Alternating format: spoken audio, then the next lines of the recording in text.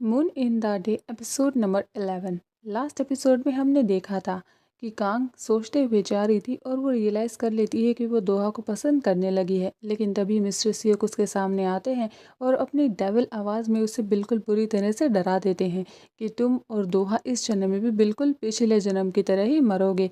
ये सुनकर तो कांग बहुत ही ज़्यादा हैरान हो जाती है, लेकिन इससे पहले कि वो मिस्टर सियोक से और कुछ पूछ पाती, वो यहाँ से गायब हो जाते हैं, जिस वजह से बेचारी कांग बहुत ज़्यादा बुरी तरह से डर जाती है और वो सोचने लग जाती है कि आखिर ये इंसान है कौन और मुझे और दोहा को कैसे जानता है। दूसरी तरफ हम दोहा को देखते हैं जो यही सोच रहा था कि आखिर मिस्टर सियोक है कौन। इसके बाद दोहा हान के लॉयर मिस्टर गो से बोलता है कि जल्दी से मिस्टर सियोक को ढूंढो कि वो कौन है और कहाँ पर है। दूसरी तरफ हम कांग को देखते हैं जो मिस्टर सियोक की बातों को ही सोच रही थी कि आखिर मेरा और दोहा का के ऊपर कौन सा कर्ज है और हम दोनों कैसे एक दूसरे से जुड़े हुए हैं। ये सोचकर वो बहुत ज़्यादा डर जाती है। दूसरी तरफ दोहा परेशान था क्योंकि कांग अपने घर पर नहीं थी, इसलिए वो उसका पीछा करने लगता है और एक पार्क में बैठे हुए वो उसे मिल जाती है और वो आगे आगे चल रही थी और दोहा उसका पीछा करता है। दोहा रियलाइज़ कर लेता है कि मैं कभी नहीं चाहता कि जिस पेन से मैं गुजरा उसी पेन से तुम गुजरो, क्योंकि मैं हमेशा ही तुम्हें प्रोटेक्ट करूंगा। क्योंकि अब दोहा कांग को नहीं मार सकता था, क्योंकि वो जानता था कि वो उससे प्यार करता है। इसलिए वो ठान लेता है कि वो उसे किसी भी मोमेंट पर प्रोटेक्ट करेगा। इसके बाद कांग को भी पता चल जाता है कि कोई उसका पीछा कर रहा है, इसीलिए वो बोलती है तुम कब से मेरा पीछा कर रहे हो। वो कहता है मैं तो 1500 सालों से तुम्हारा पीछा कर रहा हूँ। दूसरी तरफ हम यीसेल को देखते हैं जो बहुत ज़्यादा परेशान थी क्योंकि कोई भी डायरेक्टर प्रोड्यूसर उसके साथ काम नहीं करना चाहता था, क्योंकि उसका नाम ताई के साथ जुड़ा हुआ है। इसीलिए ताई के सुसाइड के बाद सब लोग उसे क्रिटिसाइज कर रहे हैं और कंट्रोवर्सी भी फेस उसे ही करनी पड़ रही है, जिसकी वजह से उसे काम मिलना बंद हो जाता है। जिसकी वजह से वो बहुत ज़्यादा परेशान हो जाती है क्योंकि इसका एक्टिंग करियर तो ख़त्म समझो। लेकिन तभी यहाँ पर एंट्री होती है मिस्टर सीओ की, जो बोलते हैं कि मैं तुम्हारी हेल्प कर सकता हूँ, लेकिन बदले में तुम्हें भी मेरी हेल्प करनी होगी, और उसकी तरफ अपना हाथ बढ़ाते हैं। अब ये सेल ने क्या कहा ये तो हमें पता नहीं, लेकिन ये सीन यहीं पर कट हो जाता है। दूसरी तरफ हम कांग और दोहा को दोहा के घर पर देखते हैं, जहाँ पर कांग उसे सब कुछ बता देती है कि आज मिस्टर सियोक से मिलने आए थे और वो तुम्हारे बारे में भी जानते हैं कि तुम 1500 साल पुरानी आत्मा हो। यानी कि वो जानते हैं कि तुम दोहा हो और तुम्हारा कर्ज किसी न किसी तरह मुझसे जुड़ा हुआ है। ये सारी बातें सुनकर दोहा समझ जाता है कि मिस्टर सीओ के अंदर भी एक आत्मा है जो कि 1500 साल पुरानी है, लेकिन ये आत्मा उसके स्टेप फादर की है। ये बात अभी इन दोनों में से किसी को नहीं पता। इसलिए यहाँ पर दोहा कांग के लिए बहुत ज़्यादा परेशान हो जाता है कि कहीं मिस्टर सियोक फिर से ना आ जाए और उसके लिए प्रॉब्लम ना खड़ी कर दे। इसलिए वो उससे बोलते हैं कि आज तुम मेरे ही घर पर रुक जाना। इसके बाद कांग दोहा से पूछती है क्या जब तुम्हारी डेथ हुई वो बहुत ज़्यादा पेनफुल था। इस बात को दोहा मन ही मन में सोचने लगता है कि हाँ तुमने सही कहा, वो बहुत पेनफुल था, क्योंकि मैंने जिस इंसान से सबसे ज़्यादा प्यार किया उसी ने मुझे मार डाला। लेकिन ये बातें वो कांग के सामने नहीं करता। इसके बाद वो कांग को बोलता है कि तुम यहाँ आराम से सो जाओ और रेस्ट करो और तुम टेंशन मत लेना, मैं किसी भी कीमत पर तुम्हें प्रोटेक्ट करूँगा और मैं नीचे ही बैठा हूँ, अगर तुम्हें कोई प्रॉब्लम हो तो मुझे आवाज़ दे देना। इसके बाद दोहा कांग को रूम में छोड़कर यहाँ से चला जाता है और वो बाहर जाकर सीढ़ियों पर ही बैठ जाता है ताकि वो कांग को प्रोटेक्ट कर सके। हम देख ही सकते हैं कि दोहा कांग को प्रोटेक्ट करने के लिए कुछ भी कर सकता है, और ये सब कांग भी ऊपर से देख रही थी कि दोहा उसे प्रोटेक्ट करने के लिए कुछ भी कर सकता है। इसलिए वो डिसाइड कर लेती है कि कांग और दोहा की स्टोरी में आगे क्या हुआ था वो ये देख कर ही रहेगी। इसके बाद वो सोने चली जाती है और उसे ड्रीम आता है और फाइनली स्टोरी फिर से 1500 साल पहले जाती है, जहाँ पर हम कांग और दोहा के स्टेपफादर को देखते हैं, जहाँ पर दोहा के स्टेपफादर ने दोहा को मारने का प्लान बना लिया था और उन्हें ऐसा लगता है कि कांग भी उन्हीं के साथ है। इसलिए वो कांग को बोलते हैं कि शादी के बाद तुम दोहा के खाने में इस शहर को मिला देना। इस शहर की ना ही कोई खुशबू है और ना ही इसका कोई टेस्ट आता है। इसे खाने के बाद दोहा की मौत हो जाएगी और तुम भी अपने माता पिता की मौत का बदला ले लोगी। और ये सुनकर कांग यहाँ से चली जाती है।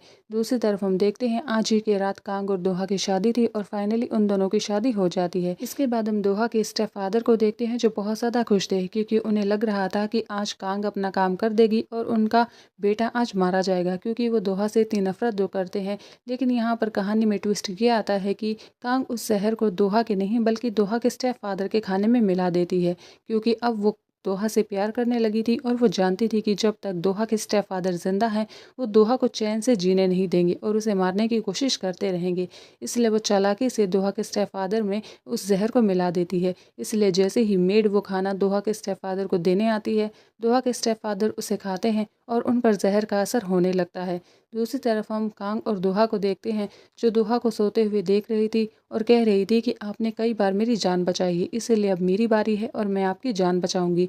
इसके बाद कांग अपने फादर यानी कि गाया के जनरल की तलवार उठाती है और दोहा के स्टेप फादर के रूम में जाती है। वो देखती है कि जहर की वजह से दोहा के स्टेप फादर बहुत ही बुरी तरह से तड़प रहे थे, लेकिन उनकी जान अभी भी नहीं गई थी और उनमें अभी भी इतनी जान थी कि वो लड़ाई कर सकते थे। इसलिए यहाँ पर कांग उन्हें बोलती है कि मैंने ये सब इसलिए किया क्योंकि अब मैं अपने हस्बैंड से यानी कि दोहा से प्यार करने लगी हुई और मैं नहीं चाहती कि तुम उनकी जान ले लो। और इसके बाद वो अपनी फादर की तलवार को दोहा के स्टेप फादर के चेस्ट में ही घुसा देती है, जिसकी वजह से दोहा के स्टेप फादर का बहुत ही खून बहता है और उनकी वहीं पर जान चली जाती है। लेकिन इस टाइम दोहा के स्टेप फादर कांग को कर्स देते हैं कि जैसे तुमने मेरे इस जन्म में मुझे मारा है, मैं भी तुम्हारे हर जन्म में तुम्हें इसी उम्र में तड़पा तड़पा कर मारूंगा। इसके बाद हमें पता चलता है कि कांग उस समय 30 साल की थी, इसीलिए तो दोहा के स्टेप फादर भी पिछले 1500 सालों से जिंदा हैं और वो ही हैं जो कांग को उसके हर जन्म में 30 साल होने से पहले मार देते हैं।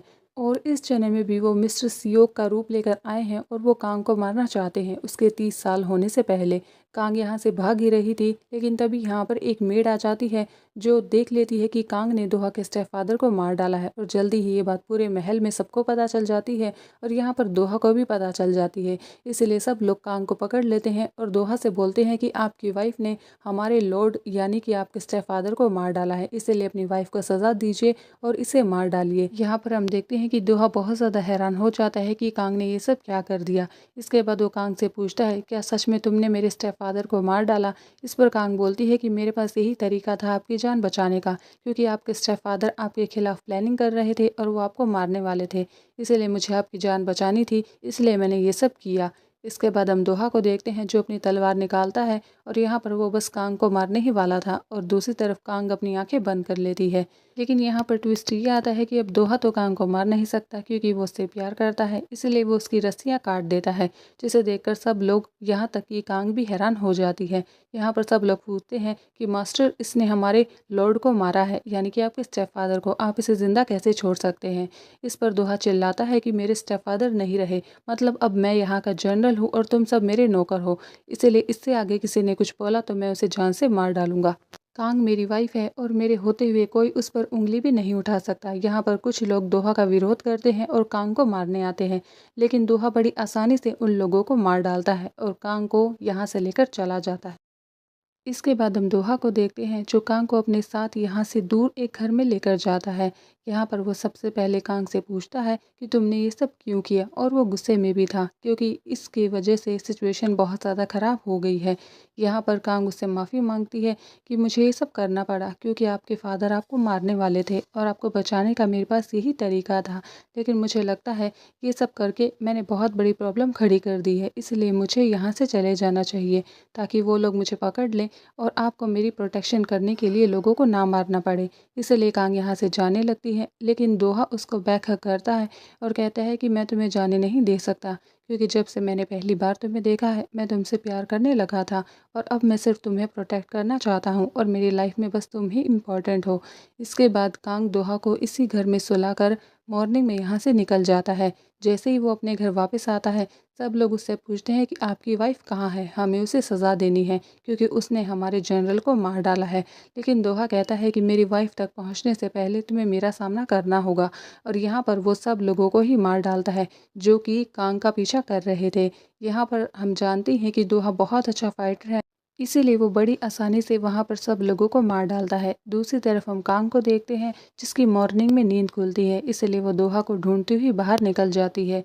यहाँ पर वो देखती है कि कोई भी नहीं है, इसलिए वो शहर में दोहा को ढूंढने के लिए चली जाती है।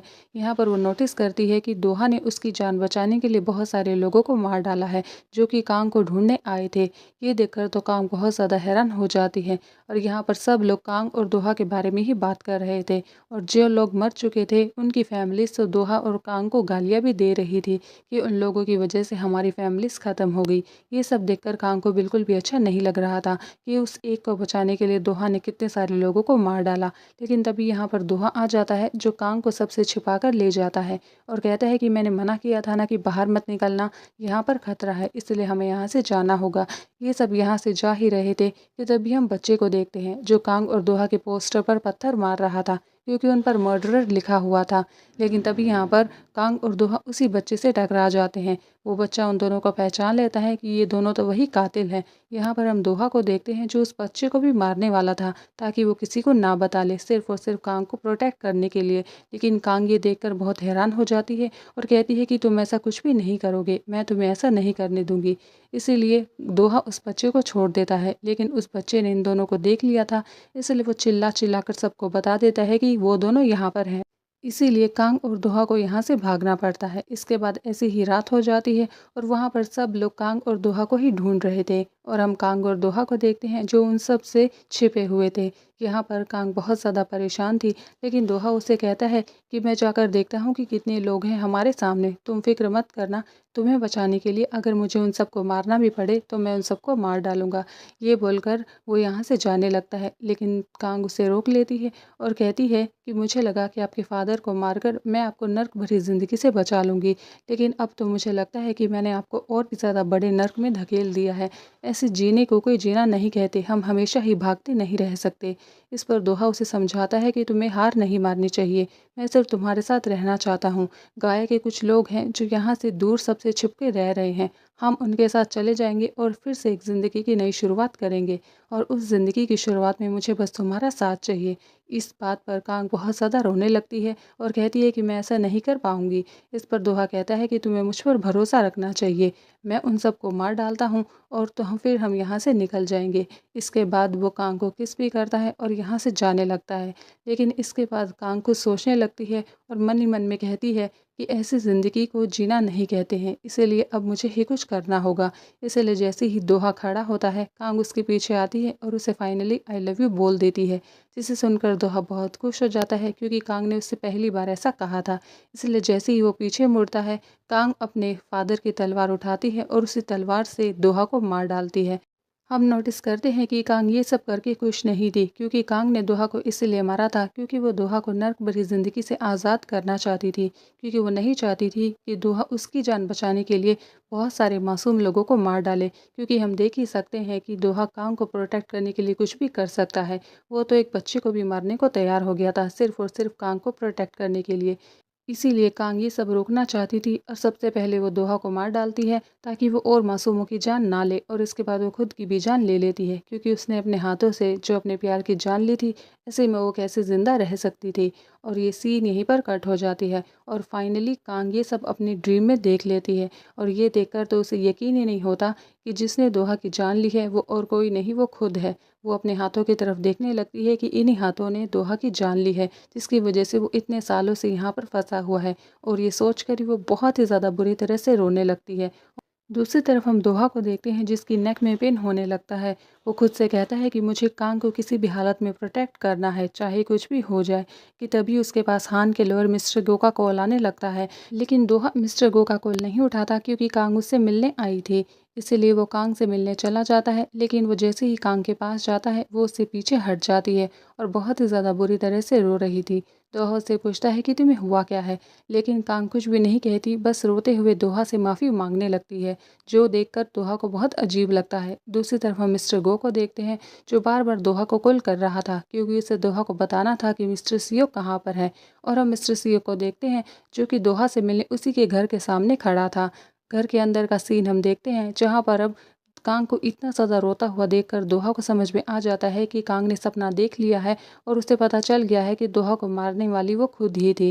दूसरी तरफ हम कांग को देखते हैं जो बस दोहा से माफ़ी मांग रही थी कि मैंने तुम्हें मार डाला, इसके लिए मुझे माफ़ कर दो। और इसी ही सैड मोमेंट के साथ ये एपिसोड भी यहीं पर ख़त्म हो जाता है। अब मैं आपसे मिलूंगी इसके नेक्स्ट एपिसोड में जो कि कल ही आ जाएगा। उसे देखने के लिए हमारे चैनल को लाइक शेयर एंड सब्सक्राइब ज़रूर करें। Thank you for watching. Next episode में और भी ज़्यादा राज खुलने वाले हैं जो देखने में बहुत ही मज़ा आएगा, तो उसे देखने के लिए चैनल को सब्सक्राइब करना ना भूलें। Thank you for watching.